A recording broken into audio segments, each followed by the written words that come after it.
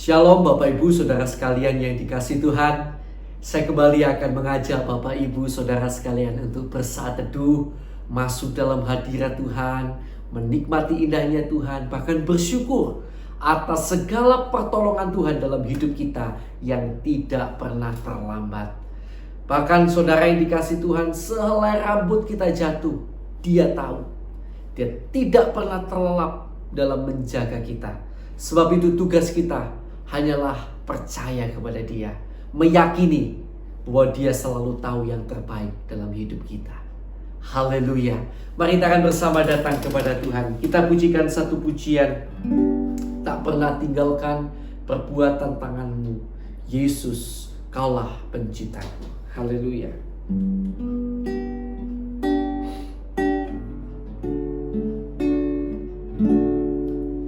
Tak pernah tinggalkan perbuatan tangan-Mu, Yesus, Kaulah penciptaku. Sehelai rambutku jatuh, Engkau pun tahu, Yesus, Kau pedulikanku. Yesus, Kau perhatikanku. Takkan pernah terlambat pertolongan-Mu. Takkan pernah terlelap Kau menjagaku. Kaulah segalanya yang ku perlu di setiap langkahku. Sebab Engkau Allah yang tahu yang terbaik di dalam hidupku.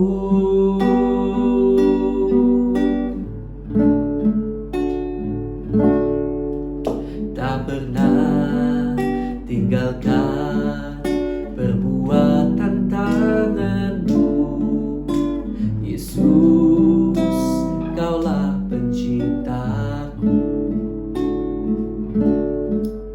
Sehelai rambutku jatuh, Engkau pun tahu, Yesus, Kau pedulikanku. Yesus, Kau perhatikanku. Takkan pernah terlambat Kau menjaga. Oh, takkan pernah terlelap Kau menjagaku. Kaulah segalanya yang ku perlu di setiap langkahku. Sebab Engkau Allah yang tahu yang terbaik di dalam hidupku. Takkan pernah terlambat pertolonganku. Takkan pernah terlelap Kau menjagaku. Kaulah segalanya yang ku perlu di setiap langkahku. Sebab Engkau Allah yang tahu yang terbaik di dalam hidupku.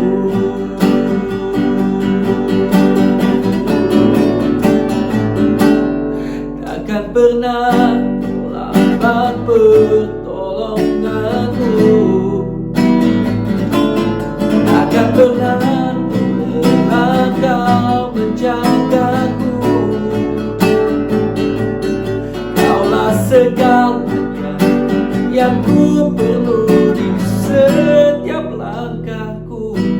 Sebab Engkau Allah yang tahu yang terbaik di dalam hidupku.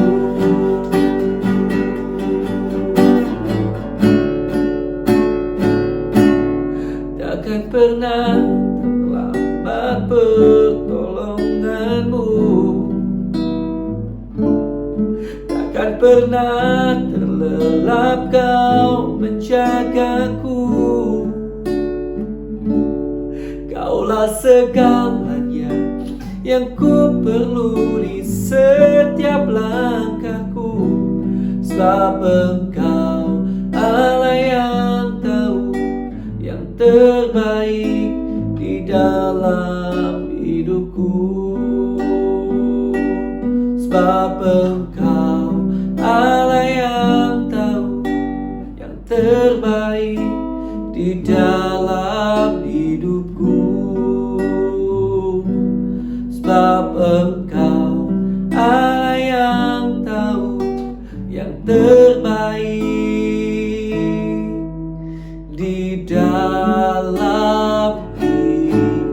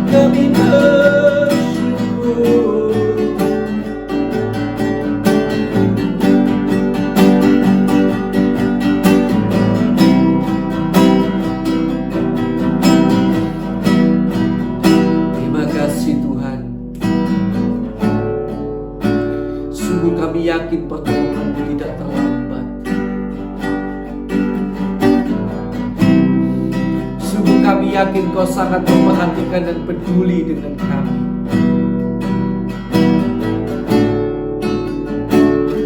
Sungguh tidak perlu kami meragukannya sedikit pun, hanya karena mungkin masalah hari ini menghantam kami dan kami belum kunjung melihat penyelesaian. Mungkin sakit penyakit saat ini menghantui kami dan kami belum mendapatkan pertolongan. Tapi itu semua bukanlah alasan untuk kami tidak bersyukur, karena kami percaya tidak pernah terlambat pertolongan-Mu. Kau tahu yang terbaik bagi kami, Tuhan. Dan kami percaya bila sudah tiba waktunya, bila sudah menurut kehendak-Mu, pasti yang terbaik itu terjadi. Pasti.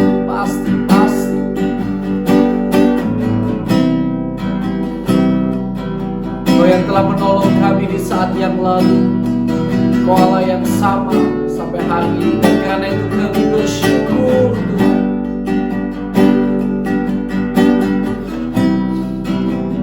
Kami bersyukur, kami bersyukur, kami bersyukur, haleluya.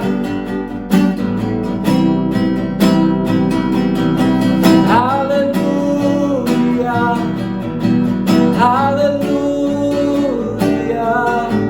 haleluya.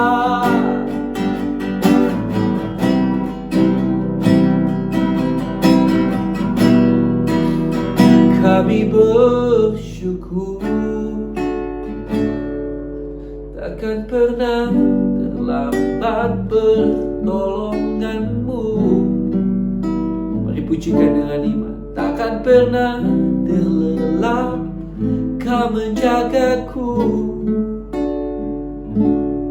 Kaulah segalanya yang ku perlu di setiap langkahku, sebab Engkau Allah yang tahu yang terbaik di dalam hidupku.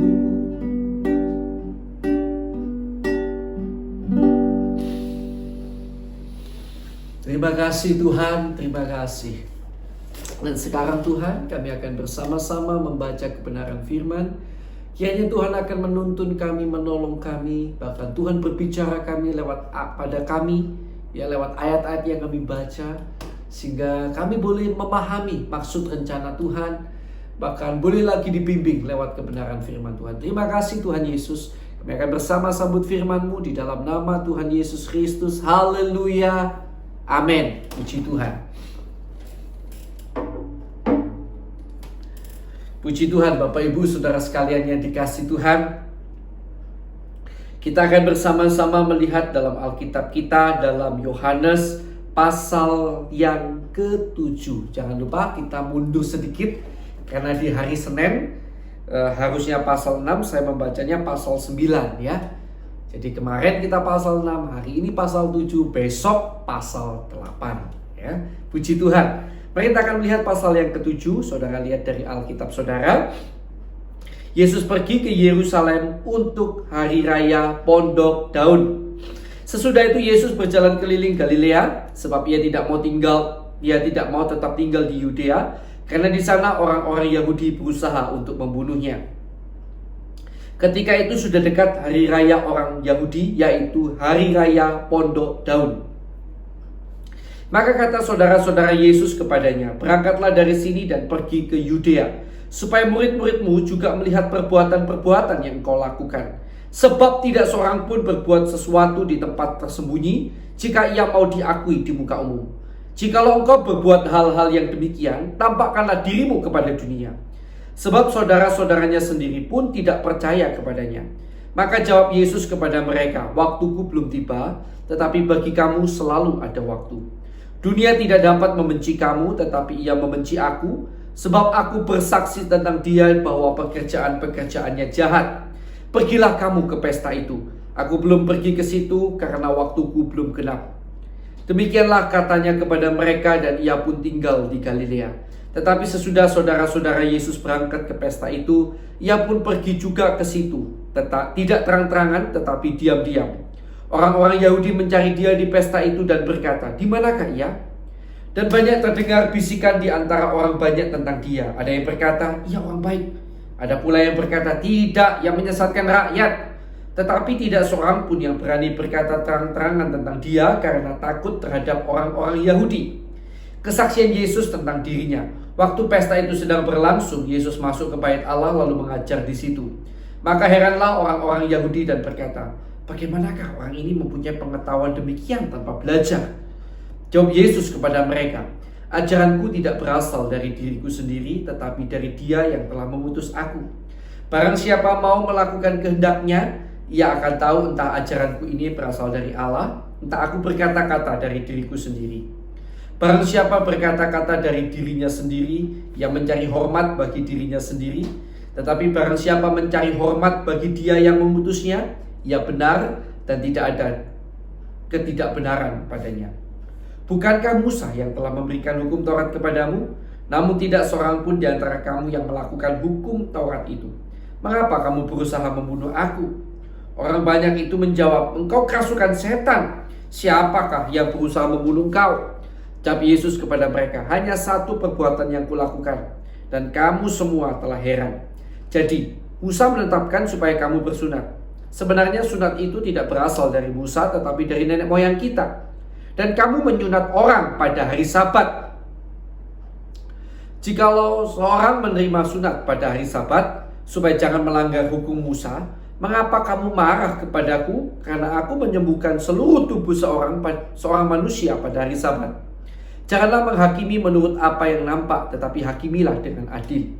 Pertentangan tentang asal Yesus. Kemudian beberapa orang Yerusalem berkata, "Bukankah Dia ini yang mereka mau bunuh? Dan lihatlah, ia berbicara dengan leluasa dan mereka tidak mengatakan apa-apa kepadanya. Mungkinkah pemimpin kita benar-benar sudah tahu bahwa ia adalah Kristus? Tetapi tentang orang ini kita tidak tahu dari mana asalnya. Tetapi bila mana Kristus datang, tidak ada seorang pun yang tahu." Maaf ya, saya ulangi. Tetapi tentang orang ini kita tahu dari mana asalnya. Tetapi bila mana Kristus datang, tidak ada seorang pun yang tahu dari mana asalnya. Waktu Yesus mengajar di bait Allah, ia berseru, "Memang aku kamu kenal dan kamu tahu dari mana asalku. Namun aku datang bukan atas kehendakku sendiri, tetapi aku diutus oleh Dia yang benar, yang tidak kamu kenal. Aku kenal Dia, sebab aku datang dari Dia dan Dialah yang mengutus aku." Mereka berusaha menangkap Dia, tetapi tidak ada seorang pun yang menyentuh Dia, sebab saatnya belum tiba. Tetapi di antara orang banyak itu ada banyak yang percaya kepadanya, dan mereka berkata, "Apabila Kristus datang, mungkinkah Ia akan mengadakan lebih banyak mujizat daripada yang telah diadakan oleh Dia ini?" Orang-orang Farisi mendengar orang banyak membisikkan hal-hal itu mengenai Dia. Dan karena itu imam-imam kepala dan orang-orang Farisi menyuruh penjaga-penjaga bait Allah untuk menangkapnya. Maka kata Yesus, "Tinggal sedikit waktu saja aku ada bersama kamu. Dan sesudah itu aku akan pergi kepada Dia yang telah mengutus aku. Kamu akan mencari aku, tetapi tidak akan bertemu dengan aku. Sebab kamu tidak dapat datang ke tempat di mana aku berada." Orang-orang Yahudi itu berkata seorang kepada yang lain, "Kemanakah ia akan pergi, sehingga kita tidak dapat bertemu dengan Dia? Adakah maksudnya untuk pergi kepada mereka yang tinggal di perantauan, di antara orang Yunani untuk mengajar orang Yunani? Apakah maksud perkataan yang diucapkannya ini? Kamu akan mencari aku, tetapi kamu tidak akan bertemu dengan aku. Dan kamu tidak dapat datang ke tempat di mana aku berada?" Air sumber hidup. Dan pada hari terakhir, yaitu pada puncak perayaan itu, Yesus berdiri dan berseru, "Barang siapa haus, baiklah ia datang kepadaku dan minum. Barang siapa percaya kepadaku, seperti yang dikatakan oleh kitab suci, dari dalam hatinya akan mengalir aliran-aliran air hidup." Yang dimaksudkannya ialah roh yang akan diterima oleh mereka yang percaya kepadanya. Sebab roh itu belum datang karena Yesus belum dimuliakan. Beberapa orang di antara orang banyak yang mendengar perkataan-perkataan itu berkata, "Dia ini benar-benar nabi yang akan datang." Yang lain berkata, "Dia ini Mesias." Tetapi yang lain lagi berkata, "Bukan, Mesias tidak datang dari Galilea. Karena kitab suci mengatakan bahwa Mesias berasal dari keturunan Daud dan dari kampung Bethlehem, tempat Daud dahulu tinggal. Maka timbullah pertentangan di antara orang banyak karena dia. Beberapa orang di antara mereka mau menangkap dia, tetapi tidak ada seorang pun yang berani menyentuhnya. Yesus dibela oleh Nikodemus. Maka penjaga-penjaga itu pergi kepada imam-imam kepala dan orang-orang Farisi yang berkata kepada mereka, "Mengapa kamu tidak membawanya?" Jawab penjaga-penjaga itu, "Belum pernah seorang manusia berkata seperti orang itu." Jawab orang-orang Farisi itu kepada mereka, "Adakah kamu juga disesatkan? Adakah seorang di antara pemimpin-pemimpin yang percaya kepadanya, atau seorang di antara orang-orang Farisi? Tetapi orang banyak ini yang tidak mengenal hukum Taurat, terkutuklah mereka." Nikodemus, orang dari mereka yang dahulu telah datang kepadanya, berkata kepada mereka, "Apakah hukum Taurat kita menghukum seseorang sebelum ia didengar dan sebelum orang mengetahui apa yang telah dibuatnya?" Jawab mereka, "Apakah engkau juga orang Galilea? Selidikilah kitab suci dan kau akan tahu bahwa tidak ada nabi yang datang dari Galilea." Perempuan yang berzinah. Lalu mereka pulang masing-masing ke rumahnya. Puji Tuhan. Bapak Ibu Saudara yang dikasihi Tuhan, kita kalau membaca ayat yang kedua, itu ada tentang hari raya orang Yahudi. Ya, jadi ada beberapa hari raya yang dirayakan oleh orang Yahudi. Salah satunya adalah hari raya Pondok Daun, ya. Ayat yang kedua, ketika itu sudah dekat hari raya orang Yahudi, yaitu hari raya Pondok Daun. Nah, saudara yang kasih Tuhan, saya ingin berbicara sedikit tentang hari raya Pondok Daun. Pada setiap hari raya Pondok Daun, orang-orang Israel harus mengumpulkan hasil tanahnya. Jadi itu adalah hasil di mana mereka mengumpulkan hasil tanah mereka. Dan kemudian mereka membangun pondok-pondok daun. Jadi mereka tidak tinggal di rumahnya gitu mungkin ya. Di atap-atap rumahnya gitu, atau di mana mereka bikin pondok-pondok daun. Pondok-pondok jadi kayak tiang-tiang gitu mungkin dari ranting, lalu di atasnya dikasih daun-daun atau semacamnya ya. Jadi mereka membuat pondok-pondok seperti itu lalu tinggal di sana. Nah, perayaan ini dilakukan karena Tuhan ingin orang Israel mengingat tentang pengembaraan mereka di padang gurun. Jadi mereka tinggal di pondok-pondok daun itu supaya orang Israel ingat bahwa mereka sebelum masuk tanah Kanaan, sebelum sekarang mereka bisa panen lalu mempersembahkan hasil panennya, dulu mereka pernah harus mengalami sengsara tinggal di pondok-pondok selama mereka perjalanan dari Mesir menuju ke Kanaan. Jadi itu tujuannya pondok daun, ya. Jadi itu tujuannya mereka disuruh tinggal di pondok daun, bahwa mereka pernah menderita dulunya. Mereka pernah berada di padang gurun, tidak bisa bercocok tanam, tinggal di pondok-pondok daun, tidak punya rumah yang tetap seperti yang sekarang mereka miliki di tanah Kanaan. Mereka tidak bisa panen seperti yang sekarang mereka bisa menikmati hasil panen di tanah Kanaan. Ya. Jadi mereka seolah-olah diingatkan bahwa dulu mereka pernah sengsara, dan kalau hari ini kamu bisa menikmati rumah, ya, kamu bisa menikmati hasil panen, bersyukurlah. Kamu pernah dalam keadaan yang tidak enak. Nah, kira-kira seperti itu. Jadi perayaan Pondok Daun itu mereka ya mengumpulkan hasil tanah mereka dan mempersembahkannya kepada Tuhan, mengucap syukur kepada Tuhan. Itu adalah sebuah perayaan besar yang penuh ucapan syukur, penuh kegembiraan. Dan lewat perayaan itu Tuhan menanamkan pentingnya ucapan syukur kepada orang Israel.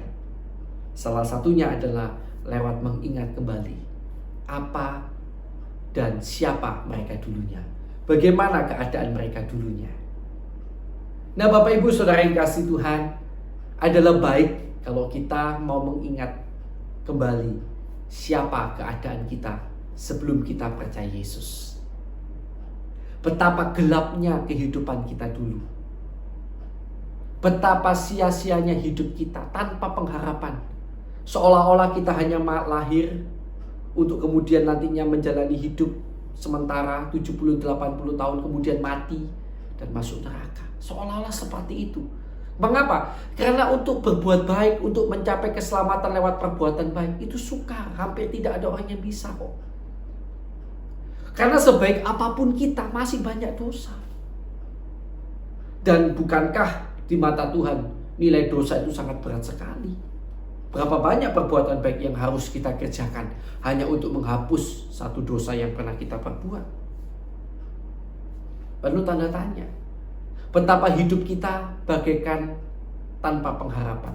Hanya untuk lahir, menjalani hidup 70-80 tahun, kemudian mati, masuk neraka. Kita perlu mengingat bahwa kita dulu berada dalam posisi itu. Sehingga hari ini kita harus bersyukur kalau kita bisa menyembah Tuhan, kita bisa mengenal Yesus. Kita dulu bagaikan hidup dalam gelap. Kalaupun kita mungkin beragama, kita menyembah dewa-dewa yang mati, Tuhan yang mati. Bayangkan. Kita selama hidup kita menyembah dewa yang mati, Tuhan yang mati. Kemudian ketika kita meninggal dunia, kita baru tahu, oh, pengikutan saya salah ya, dulu dewa-dewa itu mati. Rugi sekali kita. Kita harus bersyukur. Kita boleh mengenal Allah yang benar. Kita boleh hidup dekat dengan Tuhan yang luar biasa itu. Kita bahkan boleh mendekat kepada Dia. Kita bahkan boleh menikmati segala apa yang ada pada kita hari ini. Kita patut bersyukur. Hari Raya Pondok Daun adalah hari raya penuh ucapan syukur. Salah satunya lewat Tuhan mau ingatkan pada bangsa Israel siapa mereka dulu. Mari kita juga merayakan setiap hari bagaikan merayakan hari raya Pondok Daun dengan bersyukur pada Tuhan dan mengingat siapa kita sebenarnya. Tanpa Tuhan, betapa sia-sianya hidup kita. Tanpa Tuhan, betapa gelapnya hidup kita. Sekarang kalau kita boleh bernyanyi buat Tuhan, kita boleh membaca Alkitab, betapa luar biasanya. Kita patut bersyukur pada Tuhan. Puji Tuhan, mari kita akan bersama masuk dalam doa.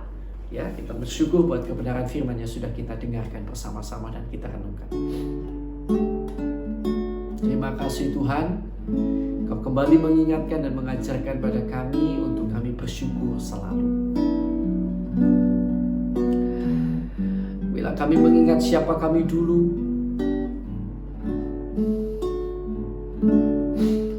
Tuhan, kami sangat bersyukur. Biarlah kami tidak pernah melupakan bahwa dulunya tanpa Tuhan kami hidup dalam kegelapan, tanpa pengharapan dan penuh kesia-siaan. Bahkan neraka menanti kami, Tuhan. Menanti hidup kami yang penuh kekurangan ini. Tapi syukur kepadamu, karena kami boleh memiliki pengharapan yang agung, pengharapan akan kehidupan yang kekal di dalam kerajaan surga bersamamu, Tuhan. Terima kasih Tuhan Yesus, terima kasih Tuhan. Sekarang saudara yang kasih Tuhan, mari kita akan berdoa bersama buat orang-orang yang kita kenal, yang mana mereka belum percaya Yesus. Kita akan doakan buat pertobatan mereka. Kiranya Tuhan tolong agar Tuhan buka jalan bagi mereka supaya mereka bertobat. Haleluya.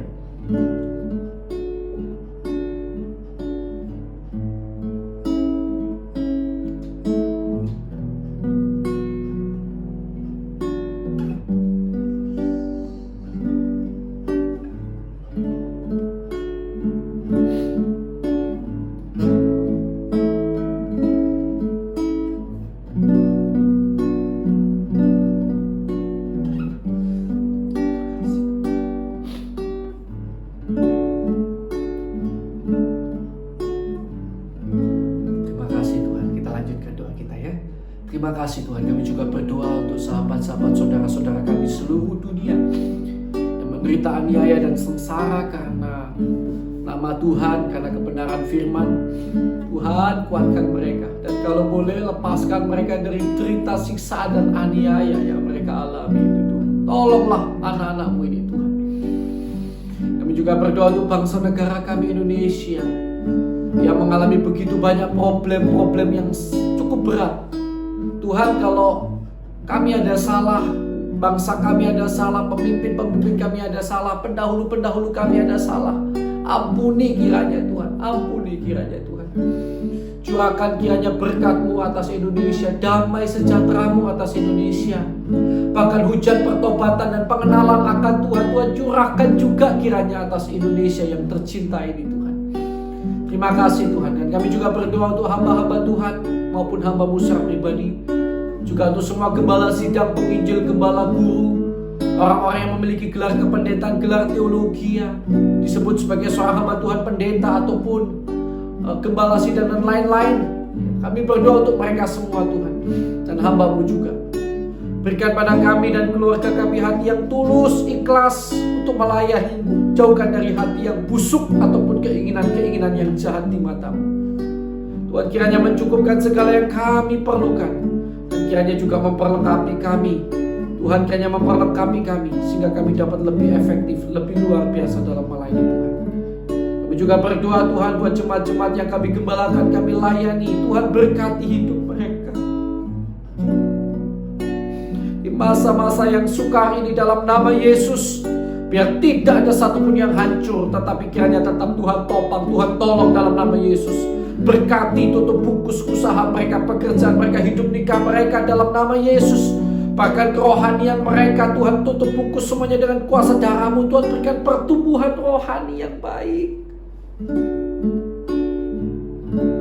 Dan Tuhan tolong agar umat-Mu tetap diberkati dan menjadi berkat bagi sekeliling mereka. Dalam nama Yesus, dalam nama Yesus. Terima kasih Tuhan, terima kasih. Kami serahkan umat-Mu ini dalam tangan-Mu Tuhan. Dan kami berdoa di dalam nama Yesus. Setiap saudara yang sakit di rumah maupun di rumah sakit, di berbagai tempat saudara berada saat ini, percayalah pada kuasa Tuhan yang sanggup menjamah saudara di dalam nama Tuhan Yesus Kristus. Kami berdoa Tuhan bagi setiap saudara-saudari kami yang sakit, di manapun mereka saat ini berada. Kami percaya jamuan kuasa-Mu tetap sama bagi mereka. Engkau sanggup menjamah, menolong, menyembuhkan mereka di dalam nama Tuhan Yesus Kristus. Dalam nama Tuhan Yesus Kristus, kuasa-Mu kiranya menjamah dan menolong mereka ya Tuhan. Kami juga berdoa bagi setiap orang yang dalam masalah. Tuhan, kalau masalah-masalah ini terjadi karena kesalahan kami, nyatakan kesalahan kami, tunjukkan kesalahan kami, dan kiranya Tuhan tolong agar kami mampu berbalik dan bertobat kepada Tuhan. Tapi kalau masalah-masalah ini terjadi karena Tuhan memiliki rencana tersendiri yang begitu baik, begitu agung, begitu luar biasa yang tidak kami mengerti. Tuhan, kiranya Tuhan akan tolong agar kami selalu dikuatkan, bahkan boleh menang, bahkan selalu tampil sebagai lebih daripada pemenang. Di dalam nama Tuhan Yesus Kristus, Tuhan akan menjadikan kami pemenang, bahkan lebih daripada pemenang. Dan kami berdoa di dalam nama Yesus, segala kuasa kegelapan, kuasa iblis yang mengikat anak-anak Tuhan sehingga terus berbuat dosa, kami ikat, kami patahkan, kami usir kau keluar di dalam nama Tuhan Yesus Kristus. Dalam nama Tuhan Yesus Kristus, kuasa darah Yesus menutup bungkus kami dan keluarga kami. Dalam nama Tuhan Yesus Kristus, dalam nama Tuhan Yesus Kristus. Terima kasih Tuhan, terima kasih. Dan sekarang saya akan berikan kesempatan kepada Bapak Ibu Saudara sekalian untuk menaikkan doa pribadi. Silakan. Haleluya.